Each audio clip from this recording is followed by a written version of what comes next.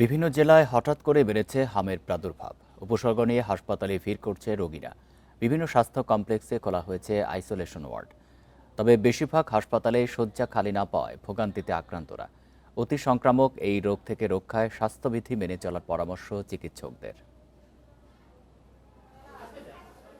এটি ২৫০ শয্যার নোয়াখালী জেনারেল হাসপাতালের ডায়রিয়া ওয়ার্ড। এই ওয়ার্ডে গাদাগাদি অবস্থায় থাকছে রোগীরা। শয্যা সংকটে মেঝেতে চিকিৎসা নিচ্ছে অনেকে। প্রতিদিনই হামের উপসর্গ নিয়ে হাসপাতালে যাচ্ছে রোগীরা। অন্য রোগে আক্রান্তদের সঙ্গে রোগী থাকায় বাড়ছে সংক্রমণের ঝুঁকি। গায়ে লুতি এসে পড়েছে আর বলতেছে যে এটা হাম, গতকালকে পরে এখানে পাঠাইছে। জরুরি হিয়ার হরে আজ ৪-৫ দিন লুতিয়ে দেবা দিছে। লুতির লগে জ্বর, সীমা ছাড়া আর কাশ। প্রয়োজনীয় সাপোর্ট আমাদের প্রস্তুতি আছে ঠিক আছে রোগীর চিকিৎসার জন্য। যারা এর মধ্যে কোনো ব্যাড নিউজ বা খারাপ নিউজ পাওয়া যায়নি, এখন পর্যন্ত সবাই চিকিৎসাধীন, যারা চিকিৎসা নিয়ে গেছে ভালো আছে। নওগাঁয় হামে আক্রান্তদের আশপাশের বাড়ির শিশুদের রোগ প্রতিরোধ ক্ষমতা বাড়াতে খাওয়ানো হচ্ছে উচ্চমাত্রার ভিটামিন এ ক্যাপসুল। হাসপাতালে রাখা হয়েছে আইসোলেশন ওয়ার্ড। ডাক্তার রাউন্ডে আসে বলতেছে এটা তো হাম, এরপর এখানে আলাদা করে শিফট করে রাখা, এখন চিকিৎসা চলতেছে। অনেক ঘোরাঘুরি করছি কিন্তু আমরা বেড পাইনি, আমরা এই যে এখানে নিচে বিছনা করছি। দিনাজপুরের বিভিন্ন হাসপাতালে শয্যার বিপরীতে দ্বিগুণের বেশি রোগী ভর্তি হচ্ছে জ্বর ও নিউমোনিয়া নিয়ে। হামের উপসর্গ থাকায় রোগীদের নমুনা পাঠানো হয়েছে ঢাকায়। হাম আক্রান্ত মনে করেন লক্ষণ দেখে, তাহলে সেক্ষেত্রে তার প্রথম দায়িত্বটি হবে তার বাচ্চাকে হোম আইসোলেশনে নিয়ে যাওয়া। মানে সে স্বাভাবিক ওই সমবয়সী অন্যান্য শিশুদের সাথে মেশা থেকে একটু বিরত রাখা এবং চিকিৎসকের পরামর্শ নেওয়া।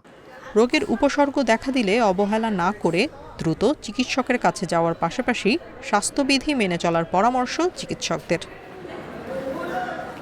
Tania Nasrin, Independent News. হামের প্রাদুর্ভাব নিয়ে জানাতে নেত্রকোনা থেকে যুক্ত হচ্ছেন সহকর্মী লাভলু পাল চৌধুরী। আর লাভলু, নেত্রকোনা এখন পর্যন্ত কতজন হামে আক্রান্ত হয়েছে, আর হাসপাতালগুলোর কি পরিস্থিতি জানাবেন? নেত্রকোনা যে সদর হাসপাতাল সহ উপজেলা হাসপাতালগুলোতে যে আইসোলেশন ওয়ার্ড খোলা হয়েছে, সেখানে কিন্তু হামের উপসর্গ সহ যে হামের শনাক্ত যে রোগী, এর মাঝে কিন্তু ১৩ জন ভর্তি আছে বর্তমানে। তো কিন্তু আসলে যে গত ২৫ মার্চ নেত্রকোনা সদর হাসপাতালে একজন রোগী যখন হামের উপসর্গ নিয়ে চিকিৎসা শুরু হয়, এ নিয়ে কিন্তু গত ১০ দিনে গতকাল শুক্রবার পর্যন্ত কিন্তু ৬৭ জন হামের উপসর্গ এবং শনাক্ত রোগী কিন্তু আসলে চিকিৎসা হয়েছে এখন পর্যন্ত। এর মাঝে নেত্রকোনা থেকে কিন্তু ৪৩ জনের যে নমুনা ঢাকায় পাঠানো হয়েছিল, সেখান থেকে ১০ জনের কিন্তু হাম শনাক্ত হয়েছে। তো গত বৃহস্পতিবার পর্যন্ত এই জেলায় কিন্তু আসলে ৪৪ জন কিন্তু রোগী ছিল যে হামের উপসর্গ এবং হাম শনাক্তের। কিন্তু গতকাল একদিনেই কিন্তু আরও ২৩ জন রোগী কিন্তু হামের উপসর্গ নিয়ে চিকিৎসা নিয়েছে চিকিৎসকদের কাছে। এতে করে কিন্তু এখন বর্তমানে ৬৭ জন। তো এই যে একদিনেই যে ২৩ জন রোগী যখন বেড়েছে, এটা কিন্তু অনেকটা স্বাস্থ্য সংশ্লিষ্ট যে কর্মকর্তারা আর রয়েছেন স্বাস্থ্য বিভাগে, তারা কিন্তু আসলে অনেকটা উদ্বেগজনক বলছিলেন। অর্থাৎ নেত্রকোনা জেলায় কিন্তু দিন যতই যাচ্ছে ততই কিন্তু আসলে হামের যে প্রাদুর্ভাব বলা যায়, যে হামের যে রোগ, সেটা কিন্তু আসলে উদ্বেগজনক হারে ছড়িয়ে পড়ছে।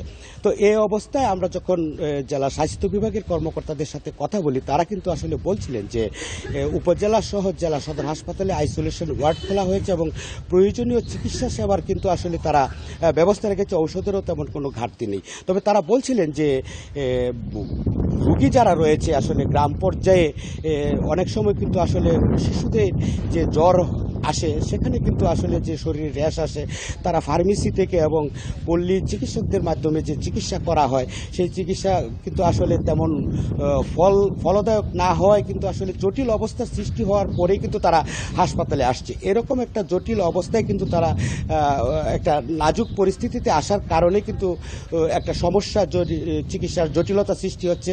এবং আরেকটি বিষয় যেটি, যে নেত্রকোনায় কিন্তু আসলে যে উন্নত যে চিকিৎসা সংকটাপন্ন রোগীর সেটির কিন্তু আসলে এখানে সুব্যবস্থা না থাকায় ময়মনসিংহ মেডিকেল কলেজে কিন্তু আসলে রেফার করা হচ্ছে। এখন পর্যন্ত 2 জন শিশুর কিন্তু সংকটাপন্ন রয়েছে। তবে এসব অবস্থায় এখানে একটি বিষয় তারা চিকিৎসকরা জোর দিচ্ছেন, যেটি সারা দেশে আগামীকালকে যে হামের টিকা বিশেষ কর্মসূচি শুরু হয়েছে সেটি কিন্তু লাভলু, আপনাকে ধন্যবাদ। আপনি সংবাদ সংগ্রহ করতে থাকুন। নেত্রকোনা থেকে জানাচ্ছেন সহকর্মী লাভলু পাল চৌধুরী।